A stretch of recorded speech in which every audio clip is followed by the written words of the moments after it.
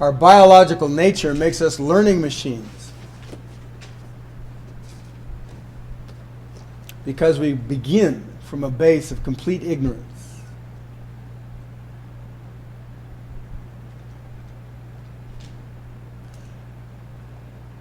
So, like I pointed out elsewhere, that you notice there's a relationship, well, you can notice there's a relationship between the creatures that have to learn and the creatures that don't have to learn. Like I point out, bacteria doesn't have to learn. A virus does not have to learn. Most of the lower creatures, they don't have much of a learning curve at all.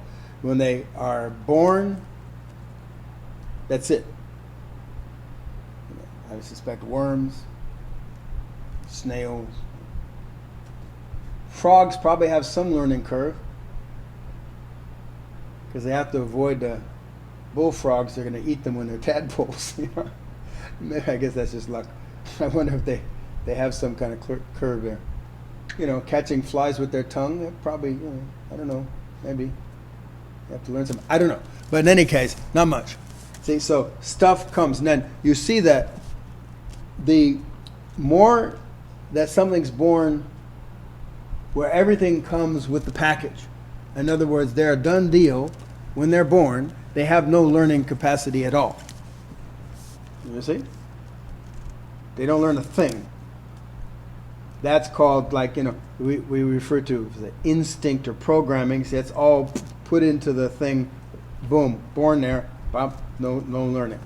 And then you start down the other end of the spectrum, and you see some learning having to take place to a lot of learning having to take place. When a horse is born, it plops out. It cannot walk well, but within a short period of time, it's walking. That means it's coming a lot with the package. It just has to study a bit, It has to work out a few things, and then a few more things probably.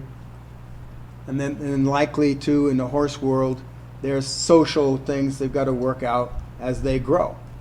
The tribe will teach them social things. But, a lot of it's the package. And then you've got the more vulnerable creatures like, apes and humans. And they have to learn. And humans most of all. Maybe porpoise, I don't know. But humans definitely. See, so when you see a human pop out, it's got nothing. It's got, it can suck and breathe and, move a bit. It's because, I learned that in the womb. It's moving, kicking, it's kicking. And shit. It's got a few things like that. It's afraid of, it's afraid of heights. That pretty much seems to come with the package. We figure that's probably because of apes. Trees. And, but, there's, other than that, zero, It can't walk, it can't talk, It can't feed itself, it can't move. It's very little it can do. So this is a vulnerable state. So in such a state, it absolutely needs to be taken care of. It needs a parent or something to take care of it, because it will die otherwise. One of the ways to kill kids is just leave them outside. Just leave them in the hills. They'll die, or a wolf will eat them or something. But they will die. See, so that means kind of starting with such a base of ignorance, tremendous amount of ignorance. Everything has to be learned. On the one hand, on the other hand, is things can be learned. Say, so that means humans can learn a great deal, unlike the worm, who can't. You try, you put it in school, stuff like that. They just refuse to learn.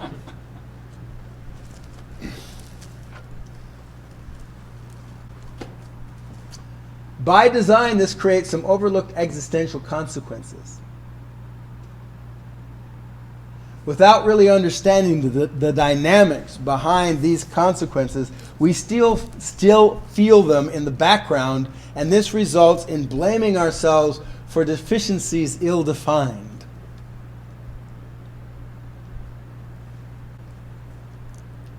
Well, one, for example, is this not knowing itself, the kind of ignorance that we're talking about. See, and since you are a learning machine and you have to learn, and you've done a great job, you've learned so much, and you've learned so much more than you know, because you take it for granted, you see. Not knowing becomes a bad. See, the very ignorance itself and is fallen into not knowing. And the fact that you really don't know has never left you. I mean, you've heard this argument before. I make it all the time, right? See, and that has never left you. And you, in a sense, blame yourself. That's a deficiency ill-defined. See, you don't think it through, perhaps, see, but you live with this uncomfortable aspect that you don't know, and this is not a good thing, because you live in a world where knowledge is the thing. This is how you survive. See, but now try to imagine the impact of that, since every single person has this not knowing going on, and every single person, see, has ignorance, right? See, and then you know this as an aspect of yourself. See, you don't know. See, you're really ignorant. I mean, fundamentally ignorant. You see, how can that not turn into something like, is something wrong with me? That shouldn't be the case. Have you ever noticed that? See, that shouldn't be the case. I shouldn't be ignorant. I shouldn't have this not knowing stuff going on. What's wrong with me?